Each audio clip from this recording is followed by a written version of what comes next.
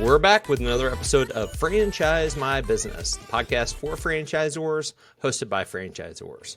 I'm your host, Kevin Oldham, and today we're going to talk about money. We're going to talk about royalties. We're going to talk about initial franchise fees. We're going to talk about national marketing funds and the various ways that you can, as a franchisor, make money, but more importantly, how you should go about thinking about these different income streams. We'll also touch on rebates as well. That's always a kind of a touchy one. So let's start at the very top. Initial franchise fees, the way that I think about them is it's a value exchange from the franchisee to the franchisor. First of all, it's showing their commitment to investing in the business. Nothing in life is free. But more importantly, it's a value exchange so that the franchisor can deploy the resources necessary to get that franchisee up and running.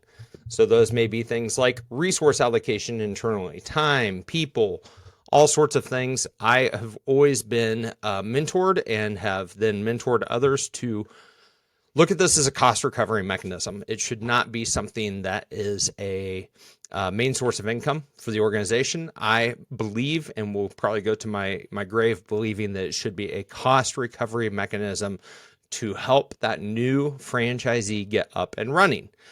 Where I think you should look as a franchisor to make your money is when your franchisee makes money. So your royalty stream. The royalty stream is super important, but I want to go back to initial franchise fee.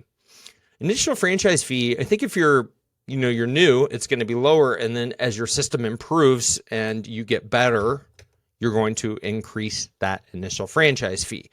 You want it to be enough that kind of hurts as terms of an investment. It shows a commitment. It's not oh, hey, here's a couple $100, thousands, tens of thousands of dollars, so that it is a commitment from the franchisee to the franchisor.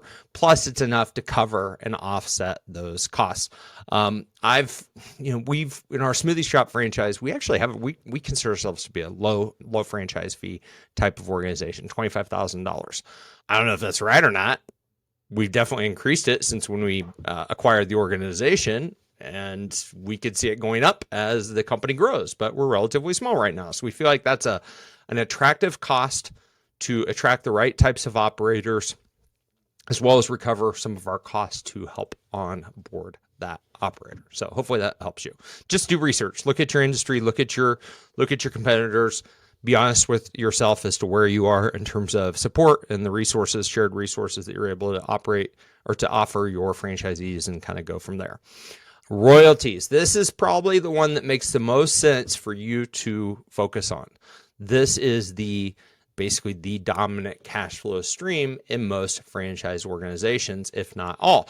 So you've got to look at what makes the most sense for you, also what makes the most sense for the business model. And this is where it's super important to get dialed in on your prototypes and whatnot to see, hey, if I were to back out a 5 to 7% or whatever percentage royalty you're going to be charging, if I were to back this out, does this business model still thrive on its own? Can it still be profitable for an owner-operator or an absentee operator? And do the math. Again, look at what the market is doing. Not that you have to follow what they do, but you can use it as a way that if you're flying blind and you have no idea what royalties should be in your industry, it's a good way to go and vet them and determine, plug them into your model. See how things work with 1 store, 5 stores, 10 stores, 20 stores, 3,000 stores, however many locations, but run it through basically kind of like a pro forma tool. Okay. It's also a good way to dream and keep you motivated when things are tough.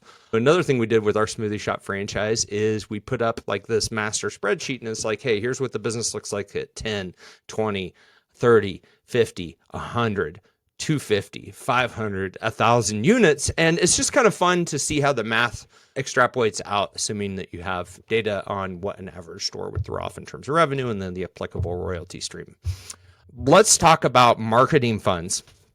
So marketing funds are a great way to, or a brand fund are a great way for the franchisor to take some of the onus off of the franchisee in terms of marketing their locations. Now, I'm going to say that it really depends on what type of business it is, as well as how well you plan on training your your operators. Okay. So we at the Smoothie Shop and Supplements do not have a brand fund today. We made that decision quite a while ago. I said I could teach our franchisees how to market themselves. If they know how to use social media, it's a very socially driven organization. And if you just go and post every single day your delicious smoothies, chances are you're going to build a really good book of business locally and rinse, repeat customers for life.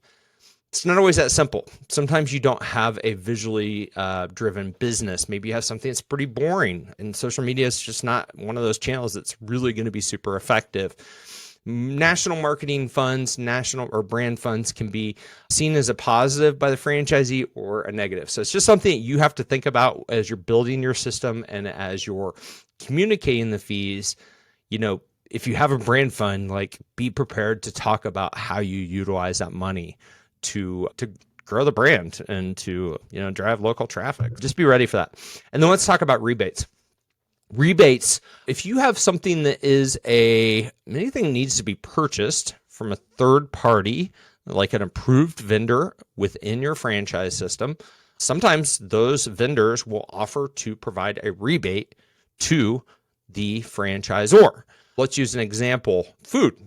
You might buy food for your franchise, and then your food supplier may say, hey, based on whatever you acquire from us and your franchisees acquire from us throughout the year, we will give you a rebate on that. I don't know where I land on this. Like, I kind of feel like the best thing to do is, if you need the money to fuel your franchise system, I'd rather have like a higher royalty and be like super transparent, be like, hey, we're not getting rebates, versus having a low royalty, but then kind of making it up on the back end in terms of rebates. I don't think that there's any right or wrong answer. Ultimately, it's up to you to develop your system in a way that not only works for you as the innovator of the franchise system, but more importantly, gives your franchisees the best opportunity to be successful. And yes, it takes money to run a franchise system. We have to get paid as franchisors. Otherwise, the system doesn't work. We have to hire people. We have to run our own business, right? And so where that cash comes from is really up to you, where you want to do so culturally. I think that's important. But do know that a lot of people look at the royalty, as they're evaluating a franchise. I mean, that's one of the main factors that they look at. And so there can be an advantage to having a lower royalty and then making it up elsewhere. Some people will try to make it up in the initial franchise fee. They may have a very, very high initial franchise fee, and they're not using it as a cost recovery mechanism. As I mentioned earlier, they're using it as a profit center. So the headline with all of this is that it's your business. I mean, you get to architect the system the way that you want it to be built. And then ultimately what you want to do is try not to mess with it too often. Okay. Because here's what you got to think about. Let's say you start messing with the initial franchise fee is probably the thing that gets played with the most as an organization matures and becomes more valuable. We'll see initial franchise fees increase over time, but the royalty structure, all the other things that are affiliated with, hey, when the business does well, you do well as your franchisee. I tend to say, hey, try not to flip those levers once you're up and going. Pick a structure that works for you. Spend a lot of time deliberating the structure with mentors, business partners, anybody. Put it through multiple pro forma tools. And then once you feel good about your royalty structure, try to stick to it. Definitely simplifies things as you grow your organization. So there you go. Until next time, I'm your host, Kevin Oldham. I would deeply appreciate if you smash the subscribe button. And until next time, I hope that you have a phenomenal week and be well.